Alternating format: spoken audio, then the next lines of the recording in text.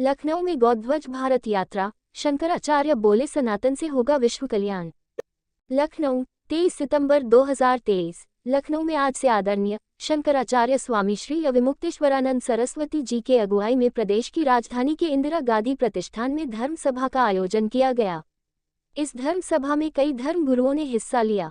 जगत गुरु परम पूज्य श्री शंकराचार्य अविमुक्तेश्वरानंद ने आगे कहा है कि विश्व का कल्याण सनातन धर्म से संभव है।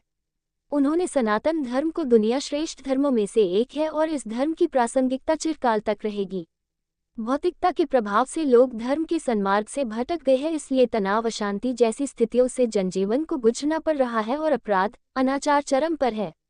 विश्व के कल्याण के लिए हम सभी को धर्म के अब आदि गुरु जब मेरा जगत शंकराचार्य जी ने जो छेड़ी थी गौ माता की थी, जब मैं दिल्ली गया था तो मुझे गौ माता से बड़ा हिंदू के लिए बड़ा एक लगाव माना जाता है।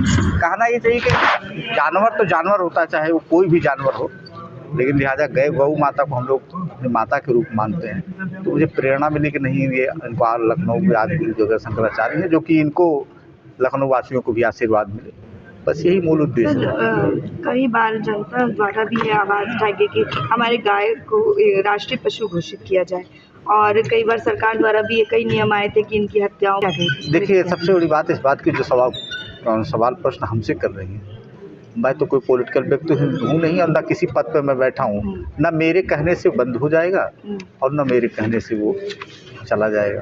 तो पहली बात इस टॉपिक पे मैं इतना ही कहना चाहूँगा, सरकार को बहुत से निर्णय लेने पड़ते हैं सोच और समझ करके। उसे कोई भी सरकार ये नहीं चाहती है कि हमारी बदनामी हो, सरकार यही चाहती है कि हमारी अच्छा हो। और प्रदेश का जो हमारे यहाँ के जो प्रदेश के मुख्यमंत्री होते हैं, वो प्रदेश का राजा होता है, और राजा की कोई भी संतान नहीं चाहता है राजा कि हमारी कोई संतान खराब हो या उनको कोई कष्ट हो। अब बशर्ते ये कुछ चीज़ें हो जाती हैं तो उसमें कुछ कहा नहीं जा सकता है, लेकिन ये है कि हमारी भी मंशा यही है, हम भी यही चाहते हैं कि गौ माता हैं, लेकिन हमारी तो मंशा ये है कि जानवरों के साथ ना हो। उनको अनबोलता है, गऊ है, भैंस है, सारी चीज़ें हैं, लेकिन हम ये कहते हैं कि लिहाजा कम से कम एक तो बच जाए। बाकी तो लोग जिस तरीके के कृत्य कर रहे हैं वो तो कहा नहीं जाए, तो सभी लोग जानते हैं, आप भी जानते हैं, हम भी जानते हैं।